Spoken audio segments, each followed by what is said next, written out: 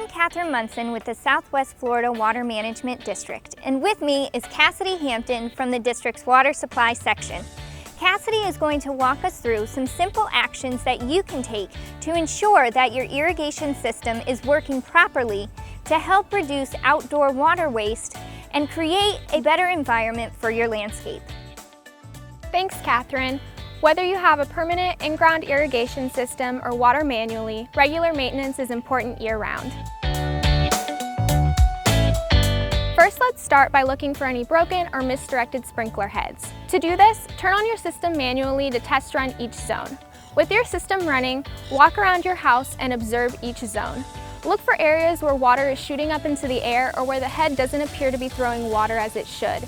This is an indication of a broken sprinkler head, and broken heads are not only wasteful, but they can cause areas of your lawn to receive too much or too little water. Pay special attention along sidewalks or driveway, as damage is more likely to occur in these areas from vehicles or landscaping equipment. Fixing your broken sprinkler head is quick and easy. You can either contact your irrigation contractor about the problem, or you can fix it yourself. And if you choose to fix it yourself, be sure to check the specifications on the old head you are replacing prior to purchasing your new one. With your system running, you'll also want to look for any misdirected sprinkler heads that may be throwing water onto the sidewalk, road, or driveway. It's not uncommon for heads to be accidentally knocked by passerby or during maintenance. To adjust the sprinkler head, you can simply turn it back in the right direction. Lastly, it's also important to check for leaks. Leaks can be indicated by soft, wet patches that form during an irrigation event or when you test your irrigation system. A dry spot can also indicate a nearby leak that's preventing that area from receiving sufficient water.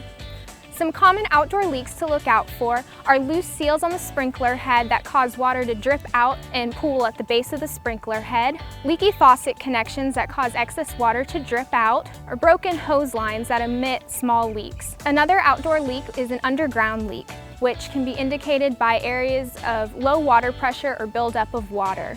If you think you have an underground leak, contact your contractor about the problem so that they can investigate further and make any repairs if needed. In addition to checking for leaks and broken sprinkler heads, it's also important to make seasonal adjustments to your system to account for changes in temperature and rainfall. Right, Catherine? Exactly. During the cooler winter months of January through February, plant growth is limited and less water is required. You can skip a week of irrigation during this time by turning your irrigation controller to the off position. Only turn it back on when your lawn shows signs of stress or once every 10 to 14 days. During the rainy season, you'll also want to only irrigate when needed to account for natural rainfall. If you have an automatic irrigation system, make sure that your rain shutoff device, most commonly a rain sensor, is working properly.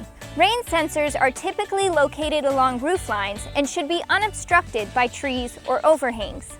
Making these small adjustments and keeping an eye on your irrigation system year-round can make a big difference.